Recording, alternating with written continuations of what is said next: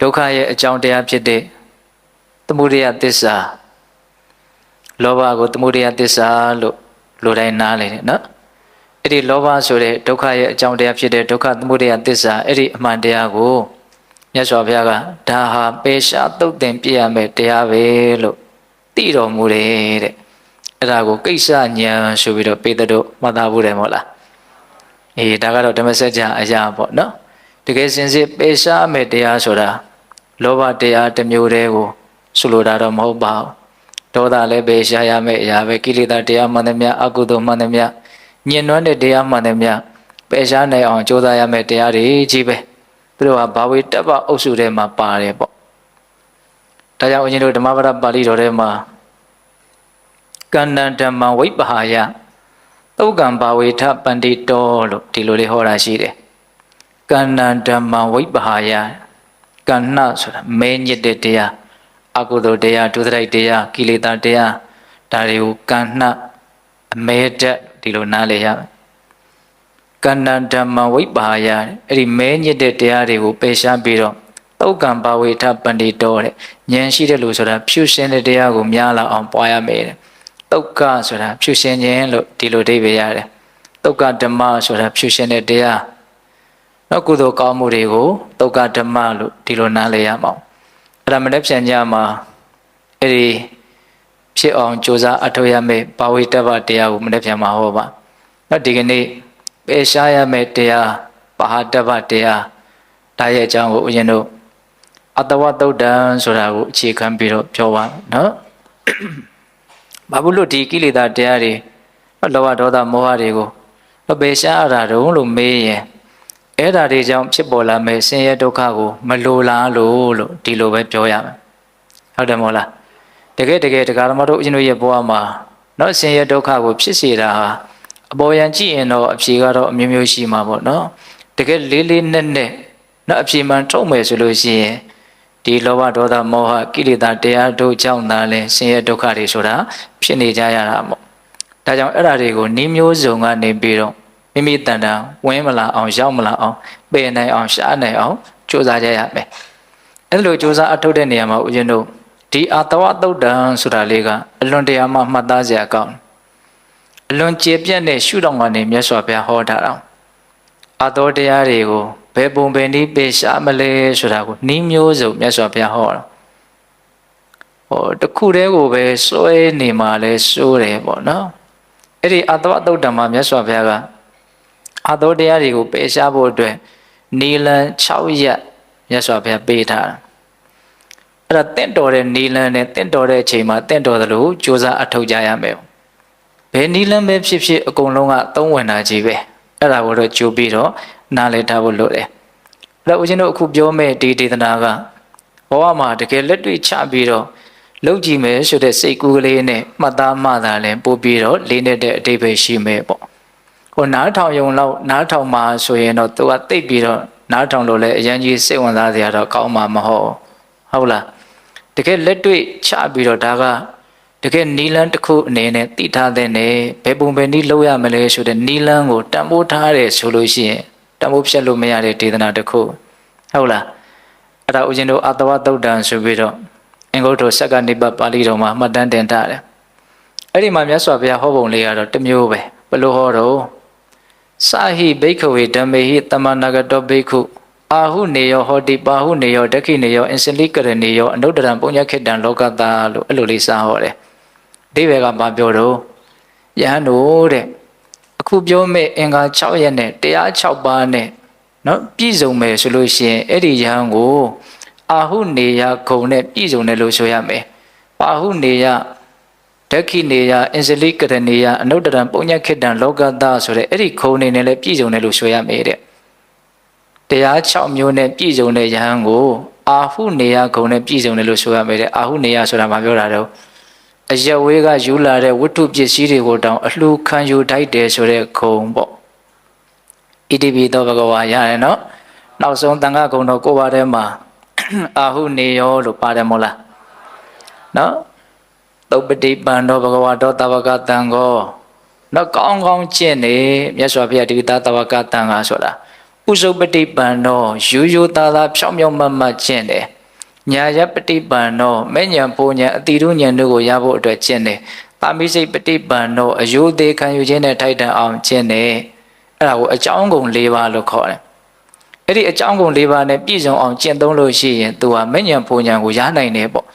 အဲ့ဒါကိုမြတ်စွာဘုရားဘယ်လိုဆက်ဟောတော့ယရိဒံစတ္တာရိပုရိသယောဂန္တိအထပုရိသပုဂ္ဂလာအဲ့လိုမျိုးအကြောင်းကုန်၄ပါးနဲ့ပြည့်စုံလို့အဲ့ဒီပုဂ္ဂိုလ်ဟာမဲ့ညာပူညာကိုရခဲ့မယ်ဆိုရင်ဒါကိုယရိဒံစတ္တာရိပုရိသယောဂန္တိနော်အစုံ၄စုံဆိုတော့၈ယောက်ပေါ့နော်အထပုရိသပုဂ္ဂလာပုရိသပုဂ္ဂလာနော်ယောက်ျားမြတ်တယ်နော်အထပုရိသပုဂ္ဂလာ၈မျိုးသောတပတိမေသောတပတိဖို့တဂရဂမိမေတဂရမိဖို့အနာဂမိမေအနာဂမိဖို့အရဟတမေအရဟတဖို့အဲ့ဒါကို၄စုံဒီလိုလဲပြောတယ်၈ယောက်လို့လည်းပြောတယ်တူတူပါပဲဟုတ်လားစတ္တာရိပုရိသယောဂန္တိအထပုရိသပုဂ္ဂလာကိုနှုတ်ထဲရှိနေတဲ့စကလုံးလေးတွေရဲ့အတိပ္ပယ်ကိုဦးဇင်ကအလွန်နားလေသိခြင်းနဲ့ရအောင်လှုပ်ထားရပြီးတော့အတိပ္ပယ်မသိဘူးဆိုတာရောစိတ်ထဲကတိတ်ပြီးတော့ဒကာဓမ္မတွေရဲ့ကိုယ်စားမခံကျင်ဘူးပေါ့ဟုတ်လားကိုဦးဇင်ပြောလိုက်တော့တို့ရွတ်နေတာဒါတွေကိုလို့နားလည်နေတယ်ပေါ့နော်အဲ့လိုမျိုးကောင်းကောင်းကျင့်တယ်ဖြောင်းဖြောင်းမတ်မတ်ကျင့်မယ်မဉ္ဇဉ်ပူညာရအောင်ကျင့်မယ်အယုသေးခံယူခြင်းနဲ့ထိုက်တအောင်ကျင့်မယ်ဆိုတဲ့ဒီအကြောင်းကုန်၄ပါးနဲ့ပြည့်ရင်အဲ့ဒီရန်ကအာဟုနေရောဟောဆက်လာတယ်နော်အယဝေကယူလာတဲ့ဝတ္ထုပစ္စည်းကိုတောင်သူကအလှခံယူတတ်တယ်လှူတဲ့ပုဂ္ဂိုလ်အတွက်အကျိုးကျေးဇူးများလို့ခံယူတတ်တယ်လို့ပြောတာဟုတ်လားလှူတဲ့ပုဂ္ဂိုလ်အတွက်လှူတာနဲ့နော်ပို့ပြီးတော့ကြီးကျယ်မြင့်မြတ်တဲ့ထိုက်တန်တဲ့အကျိုးကျေးဇူးကိုရနိုင်တဲ့အတွက်ကြောင့်အလှခံတတ်တယ်လို့ပြောတာပါဟုနေရောဆိုတာဘာပြောတာတော့ဧည့်သည်လုံငါထားတဲ့အလှဝတ္ထုပစ္စည်းကိုတောင်အလှခံယူတတ်တယ်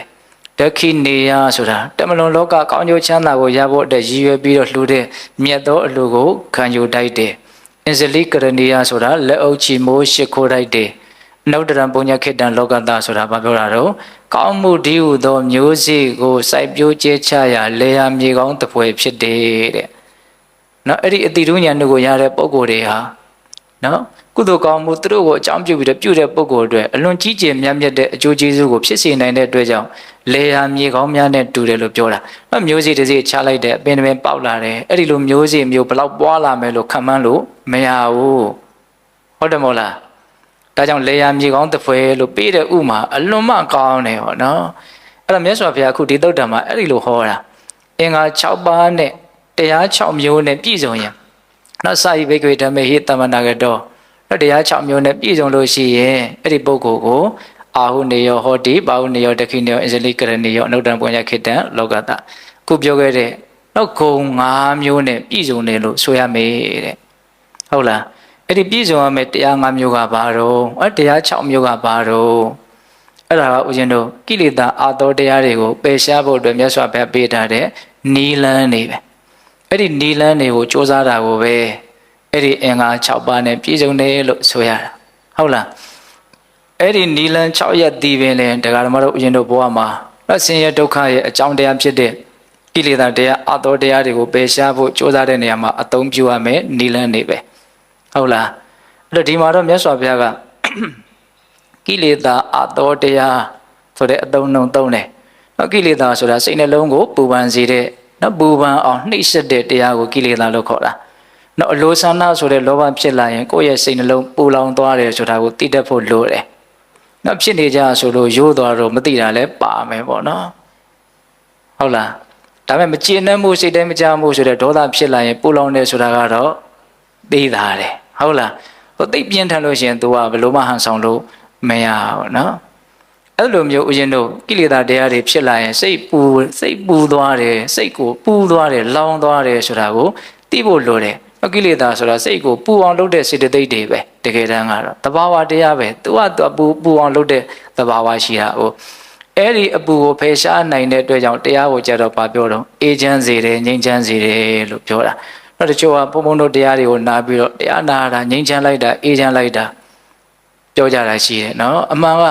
ကိုကနှလုံးသွင်းလိုက်တယ်ဒီတရားလေးကိုအာယုံပြုတ်လိုက်တဲ့အခါကျတော့ကိုယ့်ရဲ့စိတ်ထဲကိုပူလောင်စေတတ်တဲ့လောဘဒေါသမောဟကတည်င်ကအခိုက်အတန့်ဝင်မလာနိုင်ဘူးကင်းတယ်အဲ့ဒါကြောင့်မလို့ကိုယ်စိတ်ကလေးကသက်သာသွားတာဟုတ်တယ်မို့လားဒါကတရားရဲ့အစွမ်းပေါ့နော်တရားရဲ့အစွမ်းဘုံတို့အစွမ်းမဟုတ်ဘူး တရားရဲ့အစွမ်းကြီးပဲလားဆိုတော့နော်နာယူတဲ့ပုဂ္ဂိုလ်ရဲ့နှလုံးသွင်းမှုဆိုတဲ့အကြောင်းတရားလည်းပါတာပေါ့နော်တရားကနော်ပြင်ဘက်မှာရှိနေတဲ့အရာဝတ္ထုတူလိုမျိုးချလိုက်လို့ရတော့အောင်တော့လည်းမလွယ်ဘူးကိုကစဉ်းစားဖို့လည်းလိုသေးတာစဉ်းကျင်ဖို့လည်းလိုသေးတာဒါကိုစိတ်ဝင်စားဖို့နှလုံးသွင်းဖို့လိုသေးတာအဲ့ဒါကတရားဓမ္မတို့ပေးရမယ့်အရင်နည်းပေါ့အဲ့လောက်လေးတော့စိုက်မှတော့ရမယ်နော်လက်ကားနေနဲ့နော်အုံဖွားဆိုပြီးတော့စေးကိုမျိုးလိုက်တယ်လို့မျိုးရေးတောက်လိုက်ရတယ်လို့မျိုးအဲ့လောက်ကြီးတော့မလွယ်ဘူးတချို့ကအဲ့လောက်ထိကိုလွယ်ကူရကျင်တာနော်တို့အရှင်မပြေဘူးဆိုရင်ရှင်ဖျားတို့မေတ္တာလေးပို့ပေးပါအောင်ဘာမှသူတို့ကမလုပ်ချင်အဲ့တော့ဦးဇင်းကိုမေတ္တာပို့ခိုင်းရင်တော့ဦးဇင်းတော့ဘလို့ပြောတော့ဆိုကျုပ်တောင်ဘလို့နေရမှမသိဘူးလို့ဟုတ်လားသူများကိုကောင်းအောင်လုပ်ပေးဖို့နေတာတော့ကိုယ့်ကိုယ်တောင်ဆင်ပြေအောင်ဘလို့နေရမှမသိဘူးတိတ်ထင်ကြီးမနေနဲ့လို့ပြောရတာပဲများပါတယ်ဟုတ်လားအဲ့တော့အေးချမ်းခြင်းတယ်ဆိုရင်ဘာလုပ်ဖို့လိုတော့ပူလောင်စေတဲ့တရားတွေကိုကိုယ့်စီကိုဝင်မလာအောင်ကြိုးစားဖို့လိုတယ်အဲ့တော့တရားနာတယ်ဆိုတာကိုယ်အဲ့လိုလုပ်ရရောက်တယ်ဟုတ်တယ်မဟုတ်လားတရားနာနေတဲ့အချိန်မှာတဘာဝကြတဲ့မြတ်စွာဘုရားရဲ့အကျိုးအကြောင်းအလွန်တရာမှလေးနေတဲ့ဒီတရားတွေကိုနာရတော့စိတ်ကအေးချမ်းတာပေါ့နော်။ဘာကြောင့်အေးချမ်းလဲဆိုတာလေးကိုပြောပြတာဟုတ်လား။အဲ့တော့ခုအရင်တို့ပြောမဲ့ခုမြတ်စွာဘုရားဟောပြထားတဲ့နီလံဘယ်နှရက်လဲ6ရက်အဲ့ဒါကကိလေသာအသောတရားတွေကိုပယ်ရှားဖို့အတွက်မြတ်စွာဘုရားသင်ပေးတဲ့နီလံများပေါ့။နံပါတ်1နီလံကဘာပြောတော့ရေအတဝတံဝရပဟတ္တဗတေတံဝရေနဘိနာဟွန်တိတဲ့။နော်ပါဠိလေးတော့နည်းနည်းတော့ရွတ်ရမယ်ဟုတ်လား။အဓိပ္ပာယ်ကဘာပြောတော့ရေအတဝတံဝရပဟတ္တဗနော်ကိလေသာတရားတွေတချို့ကိလေသာတရားတွေဟာစောင့်စည်းမှုနဲ့ပယ်ရမယ့်ကိလေသာတွေရှိတယ်တဲ့။ဘာလို့မှုနဲ့ပယ်ရမယ်။စောင့်စည်းမှုနဲ့ပယ်ရမယ့်ကိလေသာတရားတွေအသောတရားတွေရှိတယ်တဲ့။အဲ့ဒီစောင့်စည်းမှုနဲ့ပယ်ရမယ့်ကိလေသာအသောတရားကိုစောင့်စည်းခြင်းဖြင့်ပယ်ရှားရမယ်တဲ့။ရိုးတော်ရိုးရိုးလေးပဲနော်တေတံဝရေနဘိနာဟွန်တိစောင့်စည်းခြင်းဖြင့်ပယ်ရမယ့်ကိလေသာတရားတွေကိုစောင့်စည်းခြင်းဖြင့်ပဲပယ်နိုင်အောင်ကြိုးစားရမယ်။ဆိုလိုတာကဘာလဲ။နော်မစောင့်စည်းလျင်ဖြစ်လာနိုင်တဲ့ကိလေသာတရားတွေရှိတယ်။အဲ့ဒါကစောင့်စည်းလိုက်ရင်မဖြစ်တော့ဘူး။အဲ့တော့သူဖြစ်မလားမဖြစ်ဘူးလားဆိုတာကကိုယ့်ရဲ့စောင့်စည်းခြင်းရှိမရှိဆိုတာပေါ်မှာမူတည်တယ်။ကိုယ်မစောင့်စည်းဘူးဆိုရင်ကိလေသာဖြစ်လာမယ်။ကိုယ်စောင့်စည်းလိုက်တယ်ဆိုရင်ကိလေသာမဖြစ်ဘူး။အဲ့လိုဆိုရင်စောင့်စည်းခြင်းကကိလေသာကိုပယ်နိုင်တယ်ပေါ့။အဲ့လိုဆိုရင်စောင့်စည်းခြင်းဖြင့်ပယ်ရမယ်အဲ့ဒီကိလေသာကိုစောင့်စည်းခြင်းဖြင့်ပယ်နိုင်အောင်ကြိုးစားရမယ်။ဘာကိုစောင့်စည်းရမှာတော့အဲ့ဒါကိုမြတ်စွာဘုရားအကျယ်အဓိပ္ပာယ်ဘယ်လိုဖွင့်ပြတော့ဆိုတော့နော်အကျဉ်းမြင်ပြောမယ်နော်မျက်စိနားနာလျှာကိုယ်စိတ်ဆိုတဲ့အတွင်းအာယတနာ6ပါးဓာရ6ပါးကိုစောင့်စည်းရမယ်။တကား6ပါးကိုအဆောင်ထားရမယ်ဆိုလိုတာကဟုတ်လားမြင်လိုက်ရလို့လောဘဒေါသဖြစ်သွားတယ်ဆိုရင်ကိုယ်ဟာမျက်လုံးတကားကိုမစောင့်နိုင်ဘူးဆိုတဲ့အဓိပ္ပာယ်တခုခုကြားလဲရလို့လောဘဒေါသဖြစ်သွားတယ်ဆိုရင်ကိုယ်ဟာနားတကားကိုမစောင့်နိုင်ဘူးလို့ဆိုရမယ်ဒီနေ့မှာစောင့်ရမယ်လို့ပြောတာပိတ်ရမယ်လို့ပြောတာမဟုတ်ဟုတ်လားတော့မျက်စိနာနာလျှာကိုယ်စိတ်ကိုဘာလို့ရမလို့ပြောတာတော့စောင့်စည်းရမယ်လို့ပြောတာတော့ပိတ်ထားမယ်လို့ပြောတာမဟုတ်တော့မျက်စိတွေပိတ်ထားနားတွေပိတ်ထားနားကတော့ပိတ်ဖို့မလွယ်ဘူးပေါ့လေမျက်စိပိတ်ထားတကယ်အစင်းတော့မမြင်အောင်ဒါပေမဲ့စိတ်ထဲမှာပုံရိပ်တွေကတော့ထက်နေတာဟုတ်တယ်မဟုတ်လားစိတ်ထဲမှာဘာတွေထက်နေတယ်ပုံရိပ်တွေထက်နေတယ်အဲ့ဒါဘာတွေတော့ဓမ္မယုံနေပေါ့ဟုတ်တယ်မဟုတ်လားမျက်စိတကားဘောတကားပိတ်ထားပါရဲ့မနှောတကားဘောကဒိုးရပေါက်ဖြစ်နေဟုတ်လားနော်အဆိုးဆုံးကအဲ့ဒီအပေါက်ပဲနော်စိတ်ဆိုတဲ့တကားဘောကသွားကြံသွားတာသူကတကားမရှိဓာမရှိဝင်ထွက်သွားလာနေတာဟုတ်လားဒါကြောင့်မြတ်စွာဘုရားကဘာလို့ရမယ်လို့ပြောတော့စောင့်စည်းရမယ်လို့ပြောတာစောင့်စည်းရမယ်လို့ပြောတာကဝင်လာတဲ့အာယုံရဲ့အခြေအနေမှန်ကိုသိအောင်လုပ်ရမယ်သိတာကပညာပဲအဲ့ဒီပညာအလကားတော့မရဘူးတတိရှိရမယ်ဝင်လာတဲ့အာယုံကိုတတိရှိရမယ်မှန်မှန်ကန်ကန်သူ့ကိုဂရုစိုက်ပြီးတော့ဒါပါလဲဆိုတဲ့အာယုံဆိုင်မှုအပြည့်အဝရှိရမယ်အဲ့ဒါဆိုရင် तू ဘာလဲဆိုတာကိုသိတဲ့ပညာဖြစ်လာမယ်သဘောပေါက်ရဲ့လားအဲ့ဒါကိုဘာလို့တဲ့ခေါ်တော့စောင့်စည်းတယ်လို့ခေါ်တာအဲ့ဒီမှာတော့မြတ်စွာဘုရားအများကြီးရှင်းပြတယ်ဆိုကြပါစို့တဲ့မြင်လိုက်လို့ကိုယ့်ရဲ့စိတ်ထဲမှာနှပူလောင်ချောင်းဖြစ်တဲ့အဲ့ဒီကိလေသာအတော်တရားတွေဖြစ်လာတယ်ဆိုရင်အဲ့ဒါမျိုးကိုမဖြစ်အောင်အဲ့ဒီမြင်မှုနဲ့ပတ်သက်ပြီးတော့ကိလေသာမဖြစ်အောင်တတိဝရိယဉာဏ်ပညာနဲ့ကြိုးစားရမယ်အဲ့ဒါကိုမျက်စိကိုစောင့်စည်းတယ်လို့ခေါ်တယ်ဟုတ်လားအဲ့တော့စောင့်စည်းရမယ်တကားဘယ်နှပေါက်လဲ6ပေါက်เนาะမြင်ခြင်းကြောင့်ပဲဖြစ်ဖြစ်ကြားခြင်းကြောင့်ပဲဖြစ်ဖြစ်အနံ့နေရခြင်းကြောင့်ပဲဖြစ်ဖြစ်အရာသာတွေရခြင်းကြောင့်ပဲဖြစ်ဖြစ် အပူအေးအနုအကြံအတွေ့အထိမျိုးစုံတွေ့ထိရခြင်းကြောင့်ပဲဖြစ်ဖြစ်အကောင်းအဆိုးအမျိုးမျိုးအတွေ့အကြံတို့ကိုတွေးကြံရခြင်းကြောင့်ပဲဖြစ်ဖြစ်ကိလေသာမဖြစ်အောင်ကြိုးစားတာအဲ့ဒါကိုတကား6ပေါက်ကိုစောင့်စည်းတယ်လို့ပြောမယ်။ဘာနဲ့စောင့်စည်းရမှာလဲလို့မေးရင်အရေးအပါဆုံးစကားပြောအောင်ဆိုရင်တတိနဲ့စောင့်စည်းရမယ်။နောက်မာစီဆိုတော့ဘုရားကြီးများနှတ်သင်ပေးတဲ့နည်းနဲ့ပြောရမှာဆိုရင်မြင်မြင်တယ်လို့သိမြင်မြင်တယ်လို့မှတ်ဟုတ်လားဒါပါပဲညာပဲလို့ဆက်ပြီးတော့နမိတ်တွေနောက်လိုက်မသွားနဲ့ပေါ့တကယ်တမ်းမျက်စိကမြင်တာအယောင်လေးပဲမြင်တာနော်ဒါကိုငါချစ်တဲ့လူငါမုန်းတဲ့လူဒါငါနဲ့မတည့်တဲ့လူလို့လှုပ်တာကစိတ်ကအတွင်းထဲကလှုပ်နေတာဟုတ်လားကြားတာကအတန်တက်တက်လေးကြားတာဒါကိုအတိပ္ပယ်အမျိုးမျိုးပေါ်ပြီးတော့စိတ်တိုင်းကြားစရာစိတ်တိုင်းမကြားစရာလို့အဖြေတွေထုတ်ပေးနေတာကအတွင်းထဲကတင်ညာကထုတ်ပေးနေတာဟုတ်လားဒါကြောင့်မြင်တာကိုမြင်တဲ့အနေထားလေးတိုင်းရက်နိုင်ဖို့အတွက်အလေးကျင့်လုပ်ရတယ်နော်ကြားတာကိုကြားတဲ့နေရာမှာရက်နိုင်ဖို့အလေးကျင့်လုပ်ရတယ်ဆိုလိုတာကအဲ့ဒါတွေကိုအသေးစိတ်အတိပ္ပယ်တွေသွားပြီးတော့ဖောနေလို့ရှိရင်သူကနော်ဒါကောင်းတယ်ဒါဆိုးတယ်ဆိုတဲ့ဆုံးဖြတ်ချက်တွေနဲ့သူကပြန်ပြီးတော့တုံ့ပြန်မှုတွေကမလိုလားအပ်တဲ့တုံ့ပြန်မှုဖြစ်မယ်ပေါ့ကောင်းတယ်လို့ဆုံးဖြတ်လိုက်တာနဲ့လောဘဆိုတဲ့တုံ့ပြန်မှုထွက်လာတယ်ဆိုးတယ်လို့ဆုံးဖြတ်လိုက်တာနဲ့ဒေါသဆိုတဲ့တုံ့ပြန်မှုဖြစ်လာတယ်အဲ့ဒီဆုံးဖြတ်မှုကဘယ်သူကသင်ပေးတာလို့မင်းသင်ညာကသင်ပေးတာတင်ညာကသူကြိုက်တာနဲ့သူတခါတော့ကောင်းတယ်လို့မှတ်ခဲ့ဘူးတာနဲ့တိုက်ဆိုင်ရင်သူကကောင်းတယ်လုပ်ပြလိုက်တာပဲအများစုကသူချိန်တော့ဆိုးတယ်လို့သူမှတ်ခဲ့တာနဲ့တိုက်ဆိုင်ရင်သူဆိုးတယ်လို့သူကလုပ်ပြတာဒါကြောင့်တင်ညာဆိုတာဘာနဲ့တူတော့နော်တန်လျက်များနဲ့တူတယ်လို့ဒါမြတ်စွာဘုရားဟောတာနော်ဗောဓိမြိုင်ဆိုတော့ဘုရားကြီးပြောတာလည်းရှိတယ်ဝေဒနာကချဲ့တယ်တင်ညာကလှဲ့တယ်ဟာအလွန်ကောင်းတဲ့စကားလုံးလေးတွေပေါ့နော်ဝေဒနာကဘာလုပ်တယ်ချဲ့တယ်သူအလွန်အကျဲချဲ့တာကောင်းတာလေးကနည်းနည်းအကြီးကြီးလို့ထင်အောင်လုပ်ပြတာတကယ်ဝေဒနာအခိုက်အတန့်လေးကိုသာပိုင်းဖြတ်ပြီးတော့သိနိုင်မယ်ဆိုရင်ကောင်းတာလည်းဒီလောက်ကြီးမပြောတော့ဘူးမကောင်းတာလည်းဒီလောက်ကြီးမပြောတော့ဘူးဒါပေမဲ့အဲ့ဒါကိုဒကာဓမ္မတို့ဦးဇင်းတို့တွေကပိုင်းဖြတ်ပြီးတော့မမြင်နိုင်ဘူးအစုအလုံးအထွေးအခဲအကြီးမြင်ပြတာနော်တရားထိုင်ရင်လည်းဝေဒနာတွေတက်လာပြီဆိုကြပါစို့ဝေဒနာဆိုရင်သူကဒုက္ခပဲပြောရတာများတယ်နော်ဟုတ်လားတရားထိုင်ရင်ဝေဒနာဖြစ်လာပြီဆိုရင်အခုလောလောဆယ်ဖြစ်နေတဲ့ဣသုပန်တဲ့တဲ့လေးကိုပိုင်းဖြတ်ပြီးတော့မြင်လိုက်လောက်အောင်တတိယအာမကောင်းတော့စောစောကနာခဲ့တာနဲ့အခုနာတာကိုရောထားတယ်ရောပြီးရင်လည်းဘယ်လောက်များဆက်နာအောင်မလဲမသိဘူးလို့အနာကပ်ပါမှန်းပြီးတော့လှမ်းရောပြန်တယ်အဲ့ဒီမှာဘယ်လိုဖြစ်လာအကြီးဖြစ်လာအဲ့မှာမခံနိုင်တော့ဘူးဗာတင်ပါအောင်မအလုံးကြီးတွေဗာတွေရှောက်ပြောကြတော့ဗောနော်ဝေဒနာကိုဘယ်လိုလုပ်တော့အကြီးလို့ထင်တာဟုတ်လားအဲ့တော့ဝေဒနာကချဲ့တယ်တင်ညာကလှဲ့တယ်အဲ့ဒီတင်ညာအလှဲ့မခံရအောင်ဒီဓွာရကနေစောင့်ပြီးတော့စောင့်စည်းရမယ်လို့ဒါကိုနားလည်ရမှာသဘောပေါက်ရဲ့လားအေးဒါကြောင့်ဦးဇင်းတို့နီးက9မျိုးတောင်ပြောမှာဆိုတော့ဒီတံဝရဆိုတဲ့နီးတနည်းတဲ့နဲ့အရင်ကြီးရှည်လဲရနေလို့မရဟုတ်လားအဲ့တော့ဦးဇင်းတို့နံပါတ်1တရားဓမ္မတို့ဦးဇင်းတို့အသုံးပြုရမယ်ဒုက္ခရဲ့အရင်အမြစ်ဖြစ်တဲ့အကြောင်းတရားကိုဖယ်ရှားဖို့အသုံးပြုရမယ်နီလန်းကစောင့်စည်းတဲ့နီးဟုတ်လားဘာကိုစောင့်စည်းရမှာလဲလို့မေးရင်မျက်စိနာနာလျှာကိုစိတ်ဆိုတဲ့ဓာတ်6ပါးကိုစောင့်စည်းရမှာနော်အသုံးချဖို့လိုတယ်နော်ဟုတ်လားအဲ့တော့ဒီနေ့မှာတခုပြောချင်တာကစောင့်စည်းတယ်ဆိုတာကနော်မကြည့်တဲ့မကြည့်လိုက်တာကိုမကြည့်မိအောင်လဲစောင့်စည်းဖို့တော့လိုတယ်နော်မြင်လာပြီးကမှနော်သူ့ကိုကိလေသာမဖြစ်အောင်လုပ်ရတာတချို့ကအယမ်းခက်တယ်ဒါကြောင့်ဆိုစူးပူရှိတဲ့နေရာတွေအယမ်းလုံးမဒေါသဖြစ်เสียကောင်းတဲ့အနေအထားမျိုးတွေကိုတွားပြီးတော့ငါစောင့်စည်းပါမယ်လို့သိလွယ်မှာမဟုတ်တော့ပေါ့ရဲ့လားအရန်ချမ်းထမ်းတဲ့အဲ့ဒီကိစ္စတွေအာယုံရဲ့တိုက်မှုဟာကိုလိုအနေအထားမျိုးလောက်ကတော့လွင့်သွားမယ်ဆိုတဲ့နေရာမျိုးတွေရှိရနော်ဟုတ်လား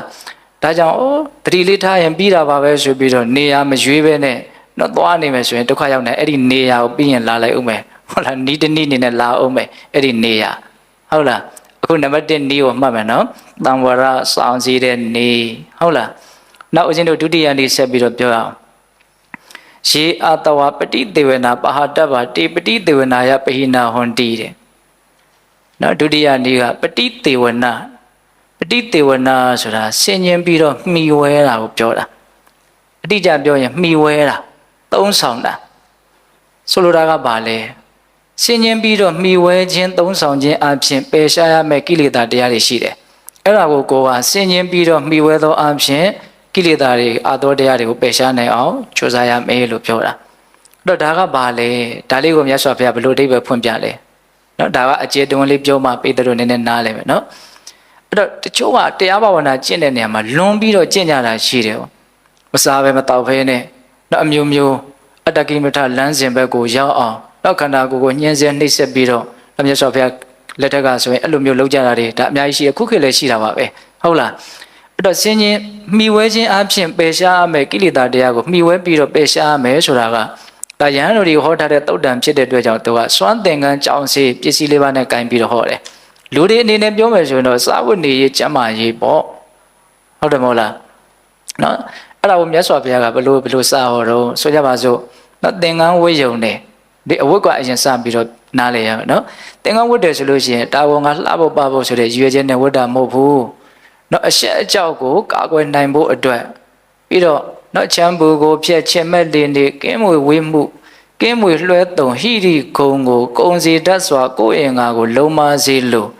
့ကိုယ်ကိုစံပယ်စင်ပြေမယ်ဟုစိတ်ဝယ်မတန်ဤသင်္ကန်းကိုဖုံးလွှမ်းသုံးဆောင်ပါတည်းတဲ့ဒါဒကာဓမ္မတို့တို့လည်းအသုံးတဲ့တယ်နည်းနည်းရှင်းပြမယ်နောက်ဘုံဘုံတို့ဆိုရင်ငယ်ငယ်တုန်းကနော်ကိုရင်ဘွားတွေကစားဒီဟာကိုရွာမှာတော့ကြက်ရတာပေါ့နော်ကြက်ပြီးတော့ပတိစိတ်ဆိုတော့စိတ်ရတာ၄ဘုတ်သူကကြက်ရတာဟုတ်လားသင်္ကန်းနဲ့ပတ်သက်ပြီးတော့ငယ်တော့ဘာနားမလဲပါဘူးအခုကြမှာဒါကနော်ဝိသုဒ္ဓောင်ဆိုတော့ဘုရားကြီးကနော်ပါဠိတော်နဲ့အညီကြည်ပြီးတော့ရေးထားတာအလွန်ကောင်းတယ်ပေါ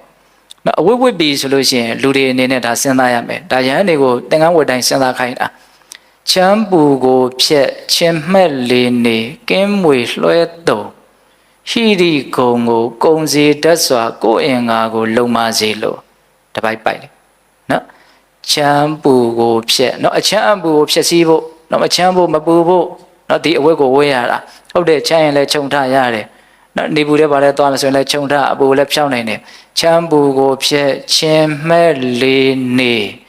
ေနော်ကင်းမွေကင်းတို့မွေတို့ဟုတ်လားလွှဲတုံဆိုအဲ့ဒါတွေဖယ်ရှားဖို့ပေါ့နော်ကင်းမွေလွှဲတုံဟိရိဂုံကိုကုံစီတတ်စွာကိုယ်ရင်ကနော်အရှက်အကြောက်ကိုကုံသွားစေနိုင်တဲ့ကိုယ်ရင်ကအစိပ်ပိုင်းဟုတ်လားဟိရိဂုံကိုကုံစီတတ်စွာကိုယ်ရင်ကကိုလုံမစေလို့အဲ့ဒီအင်္ဂါစိပ်ပိုင်းတွေလုံဖို့အတွက်ဟုတ်လားဒီလိုမျိုးရည်ရွယ်ချက်နဲ့အဝတ်ဝဲရမှာနော်လုံမစေလို့ကိုစံပဲဆင်ပြင်းမဲ့ဟုစိတ်ဝယ်မတန်းနဲ့ဟာကြည်ကောင်းအောင်ကပြင်းပြင်းစင်စင်လေးလုံမှာဆိုတဲ့စိတ်မတန်းနဲ့တဲ့ဟုတ်လားကိုစံပဲစင်ပြင်းမဲ့ဟုစိတ်ဝယ်မတန်းဤသင်္ကန်းကိုဖုံးလွှမ်းသုံးဆောင်ပါသတည်းအဲ့ဒါမှီဝဲခြင်းအပြင်ပယ်ရမယ့်ကိလေသာကိုမှီဝဲပြီးတော့ပယ်ရမယ်ဆိုတာအဲ့ဒါကိုပြောတာအဲ့လိုမှန်မှန်ကန်ကန်တင့်တင့်လျှောက်ပတ်တဲ့ဒီတုတ်တန်ထဲမှာအဓိကသုံးတဲ့စကားလုံးတစ်လုံးပါသေးတယ်ယောနေတော်ပဋိသင်္ခါယောနိတော်ဆိုတဲ့ပဋိသင်္ခါယောနိတော်ဆိုတင့်တင့်လျှောက်ပတ်တဲ့ဉာဏ်ပညာနဲ့ဆင်ញင်တာပါနော်တင့်တော်တဲ့ဆင်ញင်မှုဒါအလွန်မှန်တဲ့တရားကဟုတ်လားအဲ့တော့အဝတ်ဝတ်ပြီဆိုရင်အဲ့ဒီစိတ်မျိုးလေးနဲ့အဲ့ဒီဆင်ញင်မှုနဲ့ဝတ်မယ်ဆိုရင်နံပါတ်1ငွေကုန်ကြေးချအများကြီးနေသွားနိုင်တယ်ဟုတ်တယ်မဟုတ်လားစဉ်းစားနော်နံပါတ်2ဒီအဝတ်နဲ့ပတ်သက်ပြီးတော့ညှဉ်းနှွမ်းမှုအများကြီးနေနိုင်တယ်ဒီအဝတ်ဝတ်ခြင်းအကိုပဲမြင့်မဲ့မှုဖြစ်သွားတာဒီဆင်ញင်မှုမပါရင်ဒီအဝတ်ဝတ်ခြင်းကပဲယုံညံ့မှုဖြစ်နေတာဟုတ်လားဒါကိုပြောတာနော်မှီဝဲခြင်းအဖြစ်ပယ်ရမယ့်ကိလေသာကိုမှီဝဲပြီးတော့ပဲအဝတ်မဝတ်ရဘူးလို့ပဲမြတ်စွာဘုရားဟောမှာတော့ဟုတ်လားဘလို့ဝတ်ရမှာတော့ဆင်ញင်ပြီးတော့ဝဲလို့ပြောတာဒါပေမဲ့အဲ့ဒီကိစ္စကိုလူတွေအများသောဖြင့်အသုံးမချကြဘူးနော်ဒါအဝတ်နဲ့ပတ်သက်ပြီးတော့စွမ်းနဲ့ပတ်သက်ပြီးတော့จิตတွေဘာတွေဝင်ဘူးတဲ့လူတွေကြီးပဲဣတိစားဝဲအမဲမဲကိုအဲ့ဒီလင်္ကာရှိတယ်နော်အဲ့ဒါဒီပါဠိတော်ကိုကြည့်ပြီးတော့ပဲစီထားတာပဲဟုတ်လားဣတိစားဝဲအမဲမဲကိုမြို့ရမှန်ကြွလှပရရှင်ပြည့်ဖြိုးခြင်းကမသုံးပါဘူးလေးပြဓာတ်စာဤကိုကောင်ကိုရှီအောင်တေလေးအသက်မြရမမောပညာဘုရားသာသနာကျင့်တဲ့ဘုရားကိုကျင့်မနိုင်စေဝေဒနာဟောင်းတင်မဖြစ်စေရရာပိုက်မြတ်လက်ခတ်သိမ်းပြစ်တို့မဖြစ်လျောင်ချက်မြေအောင်ဟုသုံးဆောင်မေရပါသည်နော်အနှစ်ချုပ်ပြောရရင်နော်မစင်ရဲဖို့ယောဂဝေဒနာတွေမနှိမ့်ဆက်ဖို့နော်ဒီအကျင့်မြတ်ကိုကျင့်သုံးနိုင်ဖို့ဒီသာသနာရဲ့ကောင်းမွန်တဲ့အနေအထားတွေကိုလုံနိုင်ဖို့အတွက်ဒီအသက်ရှင်ဖို့အတွက်ဒီအစာအာဟာရကိုစားတာဒီအတွေးဒီဆင်ញင်မှုနဲ့မှီဝဲရမယ်အဲ့ဒါဆိုရင်မဆင်ញင်မဲနဲ့မှီဝဲရင်ကိလေသာဖြစ်မယ်နော်ဆင်ញင်ပြီးတော့မှီဝဲရင်ကိလေသာအာသောမဖြစ်ဘူးဒါကြောင့်ဆင်ញင်ပြီးတော့မှီဝဲခြင်းအဖြစ်နော်ကိလေသာတရားတွေကိုပယ်ရှားဖို့ကြိုးစားရမယ်နော်သင်္ကန်းရဲ့စွမ်းရဲ့ပြီးတော့ကြောင်းချမ်းပူကိုဖြက်ချင်မဲ့လင်းတွေကင်းမွေလွှဲတုံဟိကင်းမွေဝေးမှုဥတုဘေးပင်မတန်းကင်းစင်စိတ်ကြည်လင်ကြောင်းနေရာကြောင်းကိုကြောက်မိကိုပါတည်းနော်ချမ်းပူကိုဖြက်ချင်မဲ့လင်းတွေကင်းမွေဝေးမှုဥတုဘေးပင်မတန်းကင်းစင်စိတ်ကြည်လင်ကြောင်းနေရာကြောင်းကိုကြောက်မိပါတယ်ကိုတိုက်ခန်းလေးတဲ့ရအောင်အဲ့လိုလေးဆင်ခြင်ပြီးတော့နေအကုသိုလ်ကိလေသာတရားတွေနေသေးတယ် နောက်မှရှင်ငါဘလို့ခန်းတဲ့နေရတာကောင်းရင်လည်းပဲဒါမှန်တက်နိုင်မကောင်းရင်လည်းပဲညှိုးငန်နေဩဖြစ်ကလည်းဆိုးလိုက်တာကြည့်ပါဦးနေရတာချင်းချင်းကြက်ကြက်နဲ့ဟုတ်လားဘာဖြစ်တော့ဒီလိုပဲနေရတာပဲလေသူဘာကြီးနဲ့ပဲနေရကိုကဒီတိုင်းနေရတာပဲဒီအမှန်ကိုစဉ်းစားမိဖို့လိုတယ်နောက်ဦးဇင်းငယ်ငယ်တုန်းကတကယ်ချင်းတစ်ပါးပြောတာရှိတယ်နော်ဆိုဖာကြီးနဲ့ထိုင်ရတော့လဲကွာကြာတော့လည်းပဲမမတောင်းပူကြီးဖြစ်လာတာပါပဲတဲ့ကြာရင်ဘာမှသိပြီးတော့မဟုတ်ပါဘူးဟုတ်ရဲ့လားအေးဒါကြောင့်နေရာကိုလည်းပဲမလုပ်ဖို့လိုတော့စဉ်းစားဖို့လိုတယ်နောက်ပြီးတော့ဆေးဟုတ်လားဒါလည်းပဲအကုသိုလ်ကိလေသာဖြစ်နေတာပဲเนาะဆေးနဲ့ပတ်သက်ပြီးတော့နောက်အကောင်းစားသုံးရရင်လည်းမတက်နိုင်တယ်နောက်မသုံးနိုင်ဘူးဆိုရင်လည်းစိတ်ကြနိုင်တယ်ကျင်နာခံခဲ့နှိမ့်ဆက်ဖြစ်စီဖြစ်ပြီးဖြစ်လာဝေဒနာကိုစွန့်ခွာပယ်လင်းဆင်းရဲကင်း၍လူမင်းမြတ်စွာသာသနာကိုကြည်သာရှင်လန်းကျင့်ဖြည့်စွမ်းနိုင်မှုရည်မှန်းသုံးဆောင်ပါတည်းတဲ့ဒီပါဠိတော်လေးတွေကအဲ့ဒီဟာကိုအဓိပ္ပာယ်ပြန်ထားတာဟုတ်လားစေတောက်တယ်ဆိုတာအဲ့ဒီလိုမျိုးစင်ကြယ်မှုနဲ့တောက်ရမယ်အဲ့ဒီလိုမျိုးစင်ကြယ်မှုမပါရင်စေတောက်တာကိုအကြောင်းပြုပြီးတော့ကိလေသာအတော်ဖြစ်နိုင်တယ်ဟုတ်ရဲ့လားဒါကြောင့်ပိဿပေါင်းသူတော်ကောင်းတို့စင်ကြယ်မှုနဲ့ပယ်ရမယ်ကိလေသာအတော်တရားကိုစင်ကြယ်မှုနဲ့ပယ်ရမယ်ဆိုတာဒါကိုပြောတာစာဝတ်နေရေးကျမ်းမာရေးမှာဉာဏ်ရှင်းပြီးတော့သုံးဆောင်သုံးဆွဲနိုင်မှုလိုတယ်ဆိုတာလေးကိုအနှစ်ချုပ်မှတ်ရမယ်အဲ့ဒါဘယ်နည်းရှိသွားပြီတော့နှစ်နည်းရှိသွားပြီနော်နောက်တတိယနေ့ဆက်သွားမယ်နော်ရှေအာတဝအဓိဝါဒနာပဟာတ္တဗတေအဓိဝါဒနာယပဟိနာဟွန်တီတဲ့ဒီနည်းလေးကတော့အလွန်ထိရောက်တဲ့နည်းလမ်းတစ်ခုပဲသူအချိန်တိုင်းသုံးလို့ရတယ်ဒီနည်းလမ်းကအဲ့ဒါပါလဲဆိုတော့တီးခံခြင်းဖြင့်ပယ်ရှားရမယ်ကိလေသာအတော်တရားကိုတီးခံခြင်းဖြင့်ပယ်ရှားနိုင်အောင်ကြိုးစားရမယ်တဲ့ဟုတ်လားဘာပဲဖြစ်နေတီးခံနိုင်ရင်အဲ့ဒါကကိလေသာအတော်တရားမဖြစ်တော့တီးမခံနိုင်ရင်ကိလေသာအတော်တရားဖြစ်မယ်ဒါကြောင့်ဒီတီးခံခြင်းကိုမြတ်စွာဘုရားကခန္တီပရမတ္တပောတိတိခါလို့ဒီလိုမဟုတ်ဘူးလားအကျင့်တကအကျင့်ထဲမှာသူကအမျက်ဆုံးအကျင့်လို့ဒီလိုဟောတယ်အမျက်ဆုံးအကျင့်ဖြစ်သည့်အားလျော်ဆိုတာအခက်ခဲဆုံးဖြစ်လိမ့်မယ်ဆိုတာလည်းယုံမှားတယ်မရှိဘူးဟုတ်တယ်မဟုတ်လားသိခံတယ်ဆိုတာကဒီတိုင်းထားလိုက်ရတာလေဘာမှမတုံ့ပြန်ဘူးကိုင်းထားလိုက်တာနော်အဓိဝါဒနာဆိုတာနော်သိခံတယ်ဆိုတဲ့အဓိဝါဒနာဆိုတဲ့စကားလုံးလေးနဲ့ဟောတယ်အဓိဝါဒနာဆိုတာဘာပဲဖြစ်ပါစေလို့လှုပ်လိုက်နိုင်တာလွယ်ပါမလားလွယ်မယ်တော့ဟိုဟာဖြစ်မကြိုက်ဘူးဟိုဟာမဖြစ်တော့လည်းမကြိုက်ဘူးဟုတ်လားဖြစ်လို့သာမကြိုက်တာမဟုတ်တခါလေမဖြစ်လို့မကြိုက်တာလည်းရှိသေးတယ်နော်ဟုတ်တယ်မဟုတ်လားဖြစ်လို့မကြိုက်တာရှိတယ်နော်မဖြစ်လို့မကြိုက်တာရောရှိတယ်မဟုတ်လားရှိတယ်နော်ကိုဖြစ်ချင်တာတွေဖြစ်မလာလို့မကြိုက်ရတာရှိတယ်လို့ကိုမဖြစ်ချင်တာတွေဖြစ်လာလို့မကြိုက်ရတာတွေရှိတယ်ဟုတ်လားအဲ့ဒါတွေကိုတရားတော်မတို့ဦးဇင်းတို့တွေကသိခံခြင်းဖြင့်ပယ်ရှားနိုင်အောင်ကြိုးစားရမယ်အဲ့ဒါမြတ်စွာဘုရားကတော့အသေးစိတ်ဟောတယ်အဲ့ဒီသိခံခြင်းနဲ့ပတ်သက်ပြီးတော့ဘာကိုသိခံရမှာတော့တဲ့နော်တိတ္တဩနတ္တဇိကိစာယပိပါတာယနော်သူအခြေခံလေးကစပြီးတော့ပြောတာနော်တိတ္တအေးကိုခမောသိခံသည်ဟောတိဖြစ်၏ဩနတ္တအပုကိုခမောသိခံသည်ဟောတိဖြစ်၏ဆောစောတော့ကဘုံခန္ဓာအဲအကောင်ကအရန်အေးတယ်ဘလို့မှနေလို့မရဘူးမျက်မှန်တောင်ကြည့်လို့မရတော့ရေငွေ့တွေရိုက်တာအဲ့ဒါနဲ့ပြင်မဲ့ထွက်သွားရတယ်ဟုတ်လားဒီမခံဘူးဆိုလို့ရှိရင်အဲ့ဒီပူရာတွေအေးတာတွေကလည်းပဲကိလေသာအတော်တရားတွေကိုအများကြီးဖြစ်စေတယ်နော်အထူးသဖြင့်ဘာကိုဖြစ်စေမလို့ဒေါသဖြစ်စေမယ်ပေါ့ဟုတ်တယ်မဟုတ်လားနော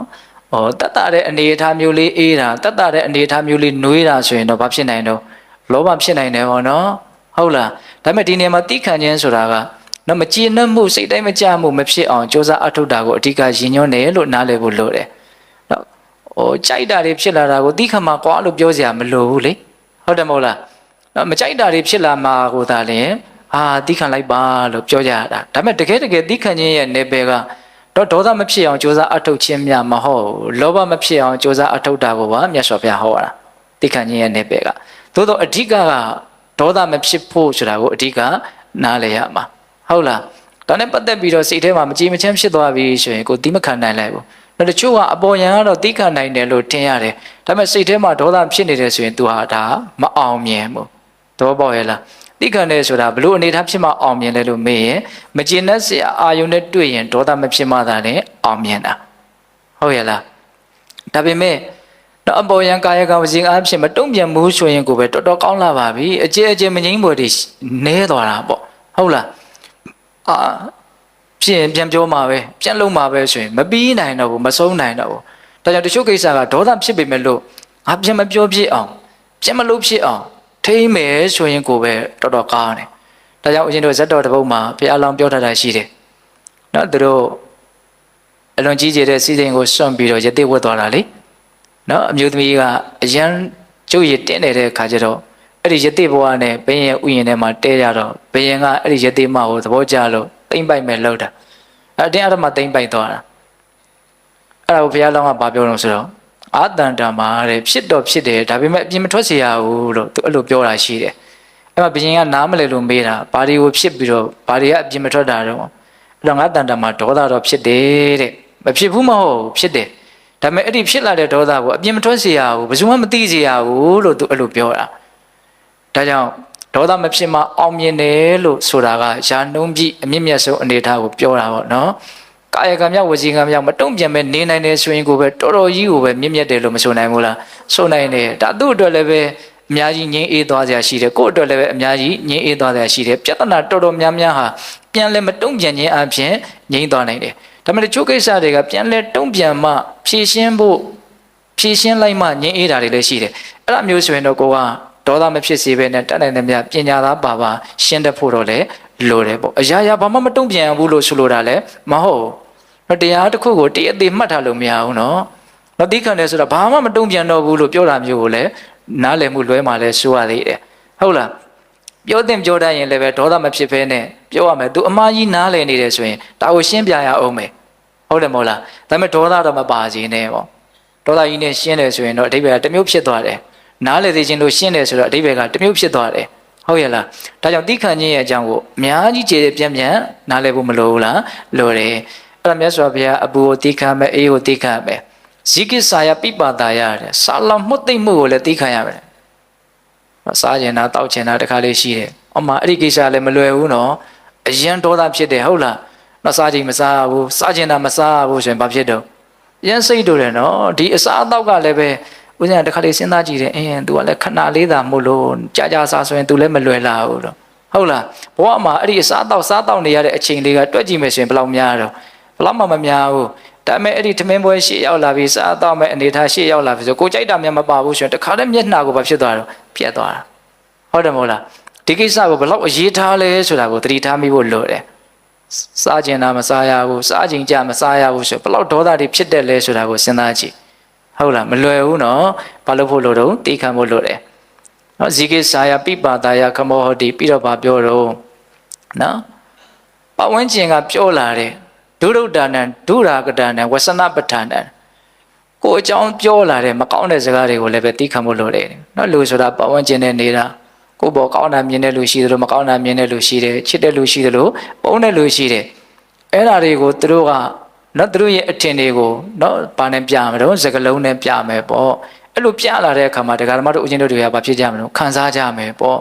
့အဲ့ဒီကိစ္စကိုမြတ်စွာဘုရားသိခံလိုက်ပါလို့ပြောတာတကယ်တမ်းကသူပြောခြင်းအကြောင်းတစ်ခုတက်နဲ့တော့ကို့မှာဘာမှအပြောင်းလဲဖြစ်မသွားဘူးကိုနားမလဲလို့နှလုံးသွင်းမှားလို့သာလဲစိတ်ထဲမှာနာကျင်ခံကပ်မှုဖြစ်သွားတာ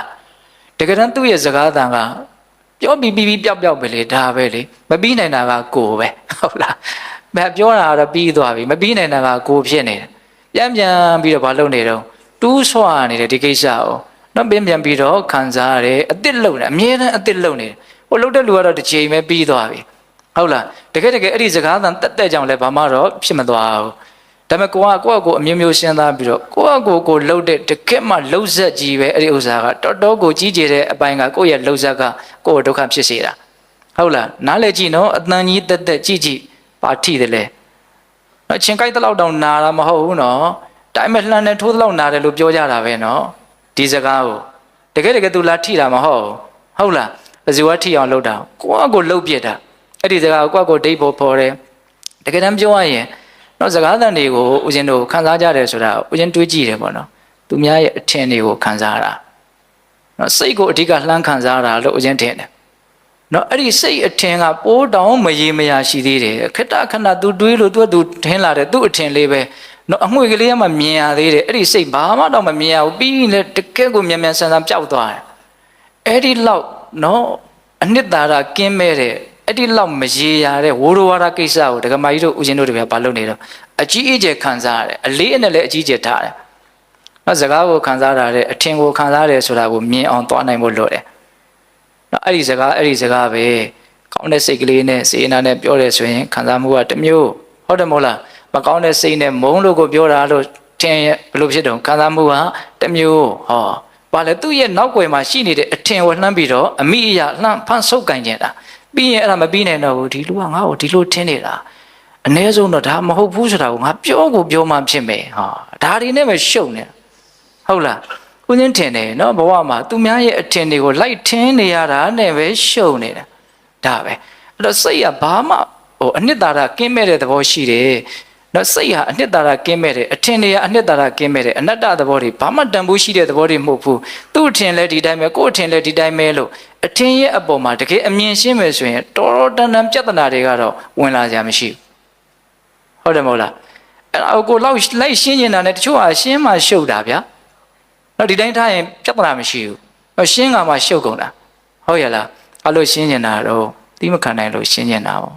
့ဒါဒီတိုင်းကြီးငါလက်မခံနိုင်ဘူးငါပြန်ကိုရှင်းမှဖြစ်မယ်ဟာပြောတာတော့ရှင်းဖို့လို့ပြောတာပဲဟုတ်လားပြီးတော့ဘာဖြစ်တော့ရှုပ်သွားတာတတိခံခြင်းအဖြစ်ရှင်းလိုက်တာကတကယ်ကောင်းတယ်ပေါ့နော်ဟုတ်လားဘာမှပြန်မပြောရဘူးလို့ဆိုလိုတာလည်းမဟုတ်ဘူးနော်နားလည်ဖို့တော့လိုပါတယ်ဟုတ်လားတခုတည်းကိုပဲတရားတစ်ပုဒ်စီဟောစရာကောင်းတယ်ဟုတ်လားတတိခံမဲ့အရာတွေဘာတွေတော့အဘူအေကိုတိခံမဲ့ဆာလမုသိတ္တာကိုတိခံမဲ့ပဝန်းကျင်ကပြောလာတဲ့စကားသံတွေသူများရဲ့အထင်တွေထင်ကျင်တာထင်ပါစေပြီးတော့တာပဲအကုန်လုံးဘာမှလည်းလာထိခိုက်တာလည်းမဟုတ်လားသူ့ရဲ့အထင်တွေကြောင့်သူ့ရဲ့စကားတွေကြောင့်ကိုဒုက္ခရောက်မဲ့အနေအထားမျိုးရှင်လို့ရှင်းရမှာပေါ့ဟုတ်လားအခုအဲ့ဒီလိုပြဿနာမျိုးကဘောမှာတွေ့ခဲ့ပါတယ်ဘာမဟုတ်တဲ့အရေးမပါတဲ့အရာတွေနဲ့ပတ်သက်ပြီးတော့စိတ်ညစ်နေကြတာစိတ်ဆင်းရဲနေကြတာခံစားနေကြတာဟုတ်တယ်မဟုတ်လားအေးနောက်ဆက်ပြီးတော့မြတ်စွာဘုရားဘာကိုသိခံမယ်လို့ပြောတော့ဥပ္ပန္နနတတိကာနဝေဒနာနဒုက္ခနာတိဗ္ဗာနခရဏကတုကာနအတ္တတာနအမနာပါနာနော်ဒီခန္ဓာကိုယ်ကြီးကဖြစ်ပေါ်လာတဲ့အခါရခက်တဲ့ဆင်းရဲတဲ့ပြင်းထန်ဆက်ရှားတဲ့ခါသီးတဲ့ဝေဒနာတွေဖြစ်လာလိမ့်မယ်တဲ့တစ်ချိန်မှာတတောင်တတသေကြမှာမဟုတ်ဘူးနော်ဒါကအဆုံးစုံကိုပြောတာနော်အသက်ထွက်ရလောက်အောင်ပြင်းထန်တဲ့ဝေဒနာတွေ့လို့ဒီအသက်ကဆုံးသွားတာ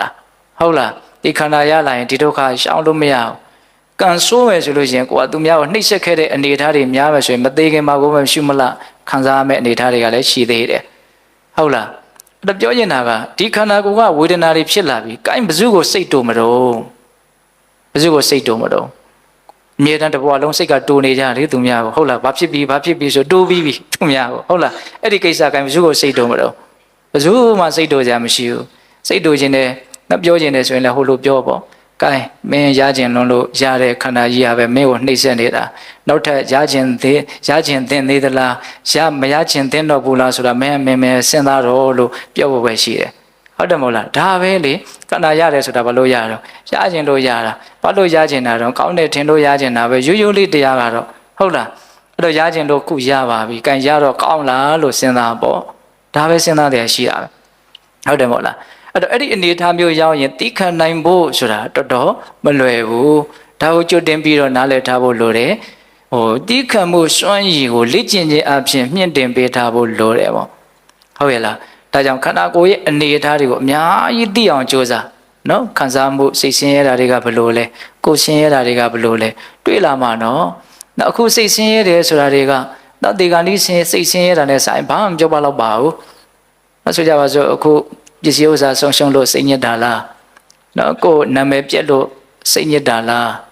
းနော်ကိုဖြစ်ချင်တာမဖြစ်လို့ကိုမဖြစ်ချင်တာဖြစ်လို့စိတ်ညစ်တာလားအဲ့ဒီစိတ်ညစ်စရာတွေဘလောက်ကြီးတယ်ပဲပြောနော်သေခြင်းတရားလောက်စိတ်တိုင်းမကြစရာကောင်းတဲ့ကိစ္စမဟုတ်ဘူးလို့ထင်ပါတယ်သေခြင်းတရားလောက်ဆုံးရှုံးတဲ့ကိစ္စမဟုတ်ဘူးလို့ထင်ပါတယ်သေပြီဆိုရင်အကုန်ဆုံးရှုံးမှာနော်ဟုတ်တယ်မို့လားအခုပစ္စည်းဆုံးရှုံးလို့စိတ်ညစ်တယ်ဆိုကြပါစို့သေပြီဆိုအကုန်ဆုံးရှုံးမှာနော်အခုအမှပမာဏလေးပြလို့ရတယ်အဲ့ဒီကအကုန်လုံးသွားရပြီးရောဒါပဲဟုတ်တယ်မဟုတ်လားဝါပြက်ပြီဆိုတာနဲ့ကိုယ်ဥစ္စာပစ္စည်းတွေကကိုယ်နဲ့ဘာမှမဆိုင်တော့ဘူးအလုံးပြက်တယ်နော်အတိုင်းအဝိုင်းတစ်ခ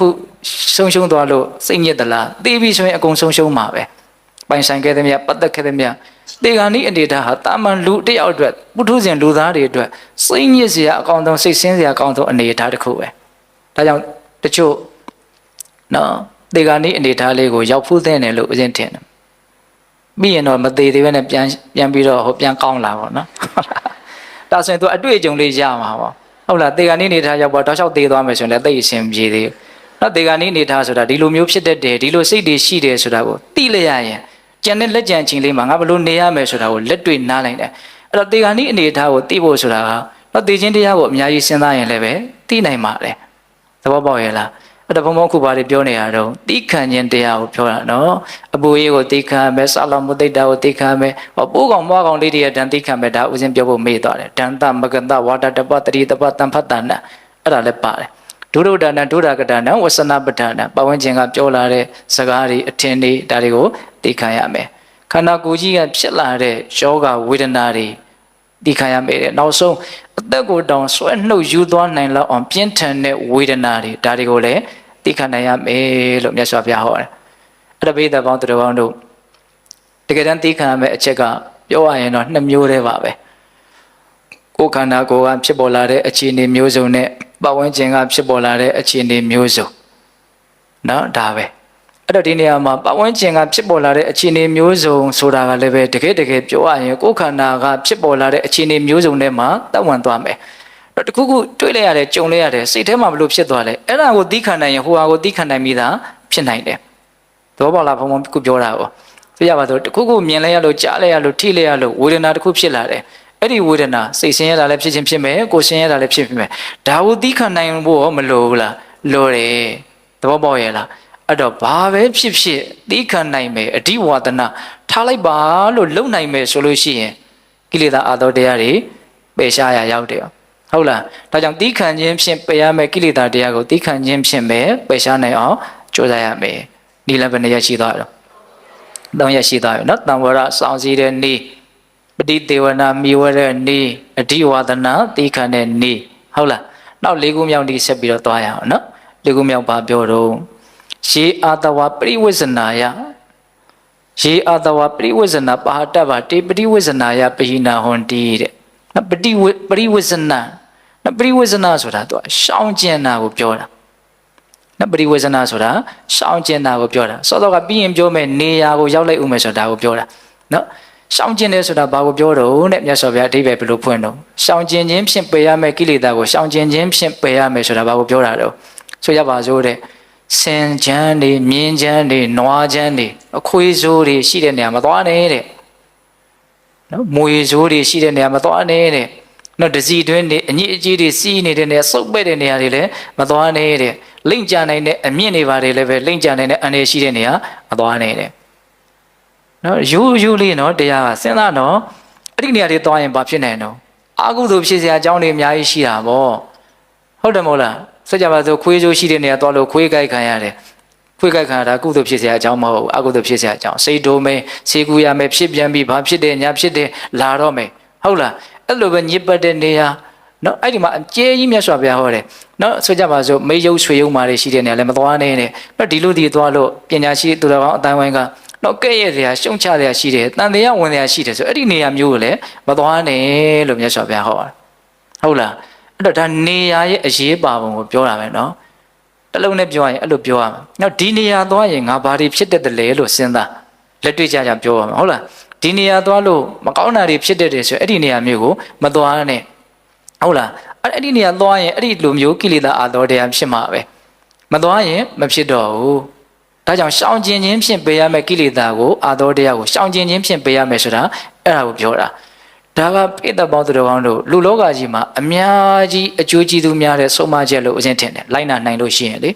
စဉ်းစားတော့နေရာကဒုက္ခပေးရတယ်အများကြီးရှိတယ်ဟုတ်လားနေရာဆိုတာကအလွန်စကားပြောတယ်နော်ဆရာကြီးဦးအောင်သိန်းပြောတာတော့အမှတ်ရတယ်နော်ဆပင်မွေးရခေါင်းပေါ်မှာရှိနေတယ်ဆိုရင်သိကိစ္စမရှိဘူးဟုတ်လားထမင်းဘက်ကများတဲ့ရောက်သွားတော့တော်တော်ကိုပြဿနာကကြီးသွားပြီနေရာရဲ့အနေအထား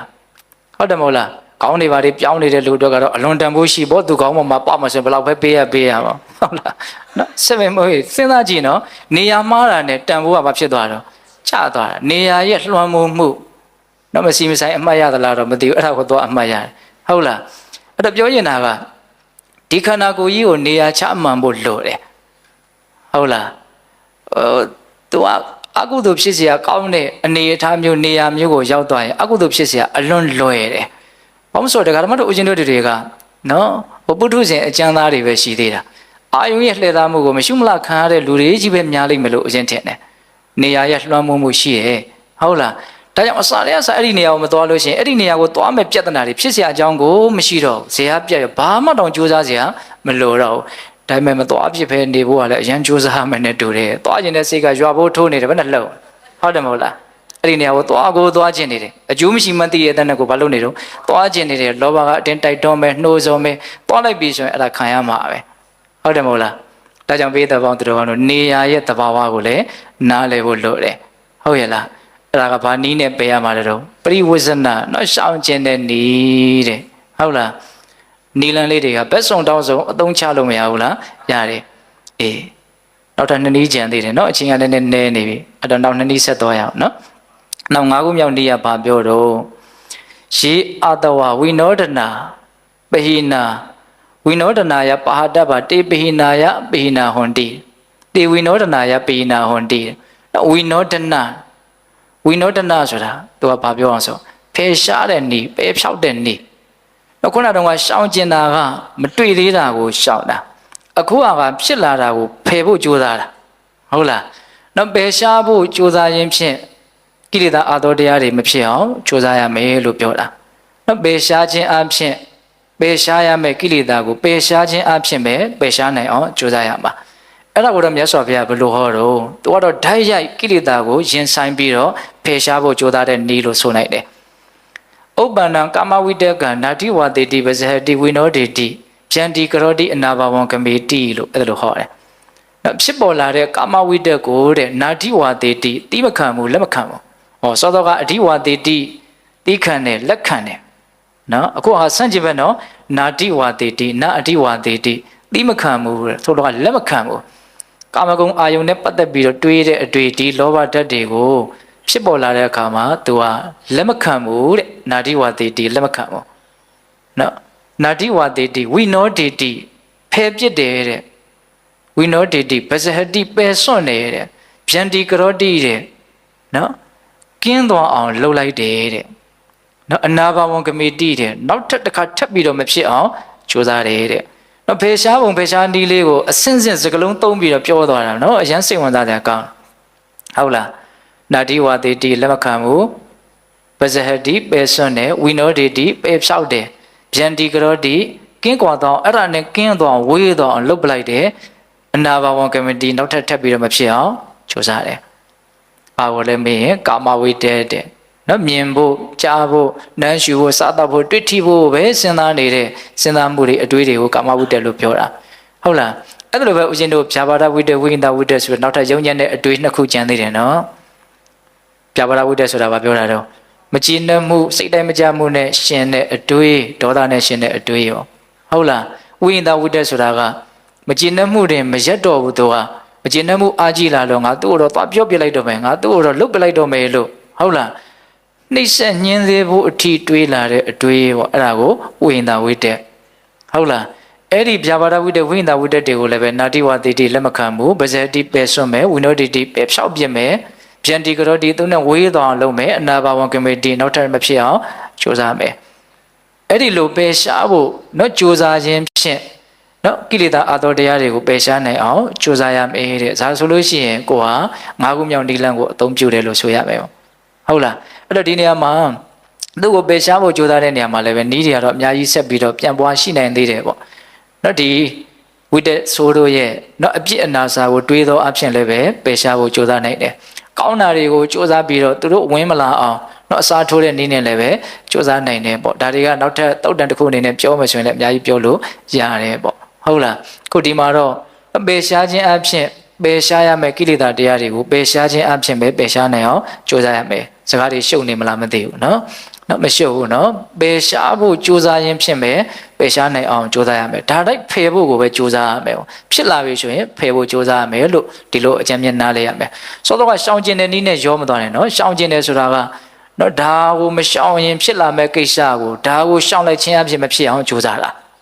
သဘောပေါက်ရဲ့လားအေးဒါနီလဘယ်နှရက်ရှိသွားပြီတော့9ရက်ရှိသွားပြီနောက်ဆုံးနီလန်းကတော့အလွန်အသုံးများတဲ့နီလန်းပေါ့ဟုတ်လားအသုံးများတယ်ဆိုရင်အဲ့ဒီနီးကိုပဲလူတွေကအထီရောက်ဆုံးလို့ထင်ထားကြတဲ့နီလန်းပေါ့အဲ့ဒါကဘာတုံးဆိုတော့ရေအာတဝဘာဝနာပဟာတ္တဗတေပဟိန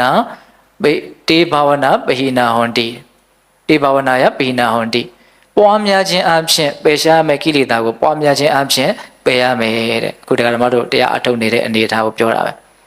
ဲနော်ဒီမြင့်မြတ်တဲ့သဘာဝလေးကိုထက်ကဖြစ်နေအောင်ကြိုးစားနေခြင်းအပြင်ကိလေသာအာသောတရားအဲ့ဒီချိန်မှာကင်းကွာနေတယ်အဲ့ဒီလိုပွားများတဲ့နည်းနဲ့ကိလေသာအာသောတရားကိုကင်းအောင်လုပ်မယ်ဟုတ်တာဘာခေါ်တော့ဆိုတော့ပွားများခြင်းအပြင်ပယ်ရှားရမယ့်ကိလေသာကိုပွားများခြင်းအပြင်ပယ်ရှားနေတဲ့အောင်အဲ့ဒီမှာမြတ်စွာဘုရားကအထူးပြုပြီးတော့ဟောတာကဘာဟုပွားများမှာတုံးဆိုတဲ့အချက်ကိုအဲ့ဒီမှာအထူးပြုပြီးတော့ဟောထားတာတွေ့တယ်။နော်တတိပဋ္ဌာန်တရား၄ပါးကိုဟောထားတာတော့မဟုတ်ဘူး။ဘာကိုဟောထားတယ်ဆိုတော့ဘုဇင်9ပါးကိုဟောထားတယ်။ဟုတ်လား။ပွားများခြင်းအပြင်ပယ်ရှားရမယ့်ကိလေသာကိုပွားများခြင်းအပြင်ပယ်ရှားရမယ်ဆိုတာရဲ့အဓိပ္ပာယ်ကိုပွားများတယ်ဆိုတာကိုဘာကိုဟောထားတယ်။ဘုဇင်9ပါးကိုဟောထားတယ်။ဘုဇင်9ပါးဆိုဒီမှာပိတ္တတို့အလုံးကျွမ်းကျင်မိသားပါဟုတ်လား။တတိတံဘောဇင်ဓမ္မဝိရှယတံဘောဇင်ဝိရိယတံဘောဇင်ပိဋိတံဘောဇင်ပတ္တိတံဘောဇင်သမာဓိတံဘောဇင်ဥပေက္ခတံဘောဇင်ဟုတ်လားအဲ့ဒီဘောဇင်9ပါးကိုပွားများပုံပွားများနည်းရည်ရွယ်ချက်ကိုပါမြတ်စွာဘုရားထည့်ပြီးတော့ပြောထားတယ်ဝိဝေကနေတိတံနော်ကိလေသာကင်းစေရာကိုနိဗ္ဗာန်ကိုမျှော်မှန်းပြီးတော့အမိပြုပြီးတော့နော်ဝိရာကနေတိတံကိလေသာခတ်သိမ်းကင်းပြရာနိဗ္ဗာန်ကိုမျှော်မှန်းပြီးတော့အမိပြုပြီးတော့နော်တတိတံဘောဇင်ကိုဖြစ်စေရမယ်ဆိုလိုတာကဒီခန္ဓာကိုယ်ရဲ့ပုံမှာဖြစ်တိုင်းတတိထားနေတာဘာရွေချက်နဲ့ထားရတာတော့ဟုတ်လားကိလေသာခတ်သိမ်းငြိမ်းရာနိဗ္ဗာန်ကိုရလိုတဲ့ရွေချက်နဲ့တတိထားတာပေါ့အဲ့လိုပဲဝရိယဒီတတိတွေထက်ကဖြစ်နေအောင်ကဘာလို့ထားရတာတော့ဒီဝရိယကဒီလိုပဲနိဗ္ဗာန်ချမ်းသာကိုရဖို့အတွက်ရည်ရွယ်ချက်မှန်မှန်နဲ့ကြိုးစားမယ်လို့ဆိုလိုတာဟုတ်လားတတိတံဘောဇင်ဝရိယတံဘောဇင်တတိတံဘောဇင်ဓမ္မဝိရှယတံဘောဇင်လာနော်ဓမ္မဝိရှယဆိုတော့ဘာပြောရတော့တရားတွေကိုဝေဖန်စီစစ်တာတရားဆိုတာဖြစ်ပေါ်နေတဲ့ဒီသဘာဝတရားတွေကိုပဲဆိုလိုတာရုပ်တဏ္ဍဒီသဘာဝတရားတို့ရဲ့နော်အခြေအနေမှာအနေအထားမှန်ကဘလို့ရှိလဲဆိုတာကိုဝေဖန်တာစီစစ်တာဒီဉာဏ်ပညာကိုဘာလို့ခေါ်တော့ဓမ္မဝိရှယနော်ဒီစကားလုံးလေးကလည်းအလွန်ကောင်းပါတယ်ဓမ္မဝိရှယဓမ္မသဘာဝတရားဝိရှယခွဲခြားဝေဖန်စီစစ်တာဘာလဲဆိုတဲ့အဖြေမှန်ကိုရအောင်ကြိုးစားတာဟုတ်လားအဲ့ဒီဓမ္မဝိရှယကိုဘယ်လိုရွေချက်နဲ့လုပ်မလို့နိဗ္ဗာန်ချမ်းသာကိုအမိပြုတယ်နိဗ္ဗာန်ချမ်းသာကိုရလို့တဲ့စိတ်နဲ့ရွေချက်မှန်မှန်နဲ့ကြိုးစားရမယ်ပေါ့အဲ့ဒါလိုပဲဦးဇင်းတို့ပီတိနော်ဒီတတိဝရိယနော်ဓမ္မဝိရှယတွေဖြစ်လာလို့ရှိရင်နှလုံးစိတ်ဝမ်းမှာနှစ်သက်မှုဆိုတာဖြစ်တယ်ဟုတ်လားဒါဆိုရင်ပီတိတန်ဖို့စဉ်နှလုံးစိတ်ဝမ်းငြိမ်းအေးမှုဆိုတဲ့ပတ္တိဖြစ်လာရင်တော့ဒါပါလေနပတ္တိတန်ဖို့စဉ်ဟုတ်လားဒါတွေကိုလည်းဘာလို့ရမှာတော့ပွားများမှာပဲပီတိတွေကိုထက်ကဖြစ်အောင်ကြိုးစားဖို့လိုအပ်တဲ့အနေအထားရှိတယ်ပတ္တိတွေကိုထက်ပြီးတော့ဖြစ်အောင်ကြိုးစားဖို့လိုအပ်တဲ့အနေအထားရှိတယ်ဦးဇင်းတို့ဒါကိုကြတော့သူကနော်တရားဘာဝနာအားထုတ်တဲ့နေရာမှာကိုယ်အနေအထားလေးကိုကြည့်ပြီးတော့နော်ဘယ်ဘိုးစဉ်ကိုတိုးပွားစေမယ်ဘယ်ဘိုးစဉ်ကိုနော်ထိန်းထားမယ်ဘယ်ဘိုးစဉ်ကိုများစေမယ်လို့ချိန်ရတဲ့နည်းလေးတွေရှိတယ်ဟုတ်လားကိုယ့်ရဲ့စိတ်ဓာတ်တွေနော်ညံ့နေတဲ့အချိန်စိတ်ဓာတ်တွေကြာပြီးတော့မလှုပ်ချင်မလိုက်ခိုင်းတဲ့စိတ်ဘာမှစိတ်ဝင်စားလို့မရတဲ့အနေအထားမျိုးဆိုရင်အဲ့ဒီပီတိတို့ပတ္တိတို့ဖြစ်အောင်လုပ်ရတယ်ဘလို့လုပ်ရမလဲဆိုတာကိုလည်းစာတွေထဲမှာမြတ်စွာဘုရားဟောထားတာတွေအများကြီးရှိတယ်နော်ဘုရားကုံတော်တွေပွားတယ်ဆိုတာအဲ့ဒါပီတိဖြစ်ခြင်းရဲ့အကြောင်းတရားတစ်ခုပဲနမနဲ့တုန်းကပြောလိုက်တာရှိတယ်နော်ဟောဒီဟာတစ်ခုတည်းကိုပဲအကောင်းဆုံးဒါလွဲလို့ကြံတာမလုပ်ရဘူးလို့အဲ့လိုကန့်သက်ပြီးတော့မထားစီခြင်းဘူးဟုတ်လားအကုန်လုံးလိုအပ်လို့မြတ်စွာဘုရားဟောထားတယ်ဆိုတာကိုကြည်ကြည်ပြန့်ပြန့်သဘောပေါက်စေခြင်းတာ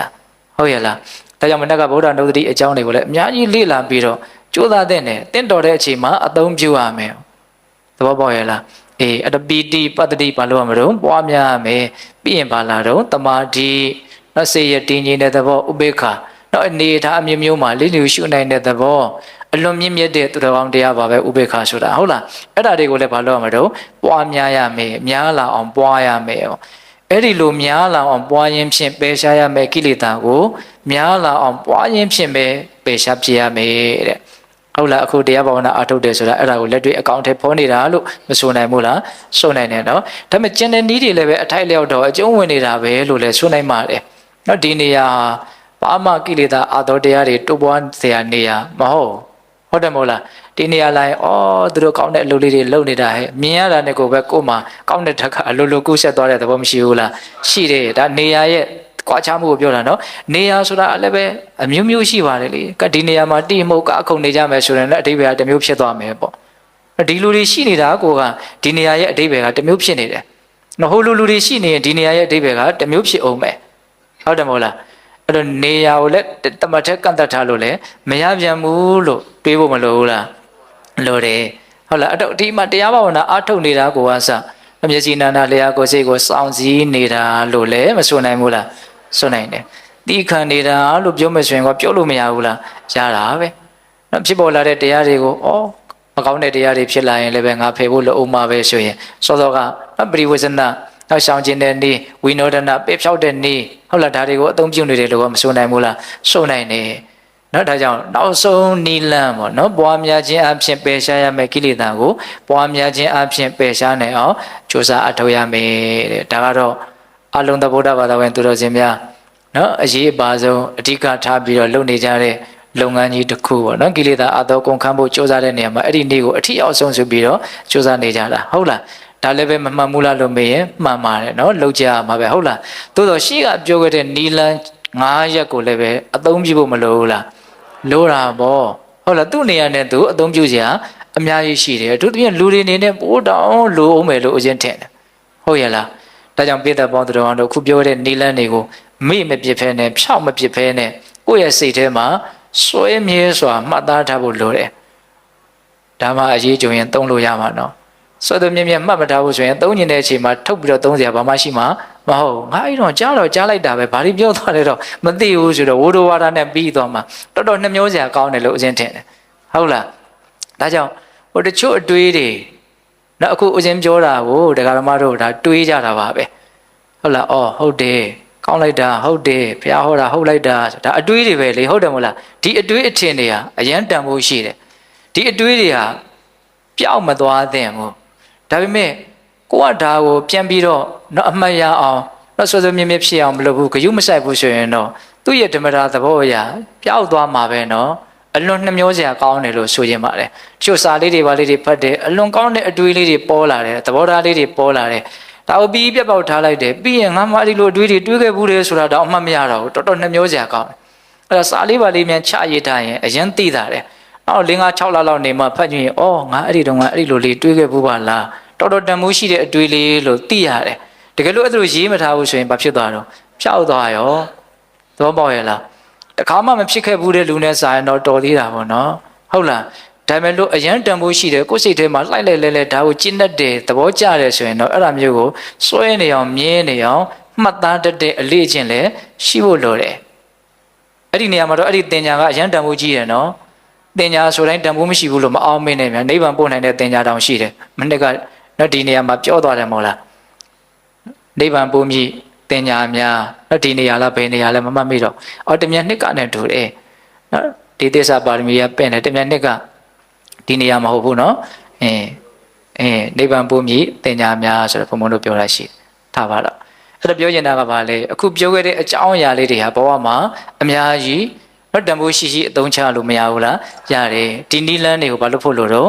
့မှတ်မိဖို့လိုတယ်နော်ဟုတ်လားတော့နံပါတ်1ကပါတယ်တော့တံဝရစောင့်စည်းတဲ့နီးနဲ့ကိလေသာအသောတရားကိုပယ်နိုင်အောင်ကြိုးစားရမယ်မျက်စိနာနာလျှာကိုယ်စိတ်တော်တာ6ပါးတကား6ပါးဟုတ်ရလားနံပါတ်2ပါတော့ပဋိသေဝနာနော်မိဝဲသုံးဆောင်တဲ့နီးပညာနဲ့ဆင်ခြင်ပြီးတော့မိဝဲသုံးဆောင်တဲ့နီးနဲ့ကိလေသာအသောတရားကိုပယ်ရှားရမယ်စာဝနေရေးကျမ်းမာရေးဟုတ်ရလားပြီးတော့ပါတော့အဓိဝါဒနာနော်စသရရတီးခံခြင်းအပြင်ပယ်ရှားနိုင်အောင်ကြိုးစားရမယ်နောက်နံပါတ်4ကပါတော့ပရိဝိဇ္ဇနာရှောင်ခြင်းတဲ့နေနော်ဒီနေရာသွားလို့ဒီလိုနဲ့ပေါင်းလို့နော်ဒီလိုမကောင်းတာတွေဖြစ်နိုင်နေဆိုရင်အဲ့ဒီနေရာကိုမသွားနဲ့အဲ့ဒီလူရှိရာကိုမသွားနဲ့ဟုတ်ရလားနောက်နံပါတ်5ကပါတော့ဝိနောဒနာပယ်ရှားတဲ့နေကိုယ်တန်တမှာအတွေးဆိုးတွေဖြစ်လာရင်အဲ့ဒါကိုလက်မခံသင့်ဘူးဖယ်နိုင်အောင်ဖြောက်နိုင်အောင်နော်ဝေးကွာသွားအောင်နောက်ထပ်တစ်ခါထပ်ပြီးတော့မဖြစ်အောင်ကြိုးစားရမယ်အထောက်ရမယ်နောက်ဆုံးနေ့ကပါတော့ဘာဝနာပွားများတဲ့နေ့ဘာကိုပွားများမှာတော့ဘုဇင်9ပါးကိုပွားများရမယ်ဘုဇင်9ပါးပွားများသည်ဆိုဒီမှာမိမိခန္ဓာရဲ့သဘာဝကိုမှန်မှန်ကန်ကန်သတိထားနေခြင်းအပြင်ကျန်တဲ့ဘုဇင်တရားတွေပါများမလာနိုင်ဘူးလားများလာနိုင်တယ်နော်သတိထားနေခြင်းအပြင်သတိတန်ဘုဇင်ကိုပွားပြီးသားဖြစ်တယ်အဲ့ဒီအချိန်မှာဝိရိယလည်းရှိနေတဲ့အတွက်ကြောင့်ဝိရိယတန်ဖိုးစဉ်ကိုလည်းပွားများပြီးသားဖြစ်တယ်။မှန်ကန်ကန်သိနေမယ်ဆိုရင်ဓမ္မဝိစီယကိုလည်းပွားများပြီးသားဖြစ်တယ်။ပီတိတို့ပတ္တိတို့ဖြစ်မယ်ဆိုရင်တော့ပီတိပတ္တိလည်းပွားများပြီးသားဖြစ်မယ်။တမာတိဥပေက္ခတွေပါဆက်ဖြစ်မယ်ဆိုရင်တော့တမာတိဥပေက္ခတွေကိုပွားများပြီးသားဖြစ်သွားမယ်ပေါ့။ ဟုတ်လားဒါကြောင့်ကိုစ조사နေတဲ့လုပ်ငန်းစဉ်ကနောက်ဆုံးနေ့ကိုမလုပ်နေတော့အဓိကမိမိရအသုံးချနေကြတယ်လို့မဆိုနိုင်ဘူးလားဆိုနိုင်တယ်တော့ကျန်တဲ့နီလန်းတွေကိုလည်းပဲဘဝမှာတော့နေရတဲ့အချိန်တိုင်းမှာထိုက်တဲ့လို့တင့်တော်တယ်လို့အသုံးပြုပြီးတော့နေသွားမယ်ဆိုလို့ရှိရင်နော်ဤမျိုးစုံနဲ့ကိလေသာအသောတရားတွေကိုပယ်ရှားနိုင်အောင်ကိုဟာစ조사အထုတ်တဲ့လို့အဲ့တော့ဦးဇင်းတို့တရားကောင်းစဉ်ပေးထားတာဗါတဲ့တော့ပဟာတ္တပတရားနော်ပယ်ရှားရမယ်တရားဆိုတာကိလေသာအသောတရားကိုပြောတာအဲ့တော့ပဟာတ္တပတရားဆိုတာတဲ့ဒီကနေ့တရားကနော်ပယ်ရှားပုံပယ်ရှားနီလန်းတွေကိုပြောပြတဲ့တရားလို့ဆိုရင်ပို့ပြီးတော့မှန်မယ်ပေါ့နော်အေးဒါပေမဲ့ပဟာတ္တပဆိုတဲ့ခေါင်းစဉ်အောက်မှာပဲပိဿပေါင်းတော်တော်ကိုမှတ်သားခဲ့ကြတယ်ပေါ့နော်အဓိကဘာသုတ်တန်လဲအာတဝသုတ်တန်နောက်ကိလေသာအသောတရားများကိုပယ်ရှားဖို့အတွက်နီလန်းစုံအောင်မြတ်စွာဘုရားဟောထားတာဒါကြောင့်ပိဿပေါင်းတော်တို့သည်ဒီနီလန်းများကိုအသုံးပြုပြီးတော့နော်ဘဝမှာပူလောင်မှုဆင်းရဲမှုနော်ဒီဆင်းရဲမှုတွေရဲ့အကြောင်းတရားဖြစ်တဲ့ကိလေသာအသောတရားတွေကိုပယ်ရှားနိုင်ကြတယ်နော်တကယ်စစ်မှန်တဲ့သူတော်ကောင်းတွေဖြစ်ကြပါစေလို့ဦးဇင်းတို့ဆန္ဒပြုပြီးတော့ဒီကနေ့ညပိဿပေါင်းသူတော်ကောင်းတို့စ조사အထောက်ကြရသောဒါနသီလသမာဓိပညာကုသိုလ်ကောင်းမှုအစွတ်တို့ရဲ့အစွမ်းတတ္တိကြောင့်ဘုရားတပည့်တော်တို့သည်မဉ္ဇဉ်ပုညမျက်နှိပ်ပံကိုလင်းမြန်ထုတ်ချောက်မျက်မှောက်ပြုပါစေကုန်သောဟုပတ္တနာအောင်စုပြုကြကုန်ရာတည်း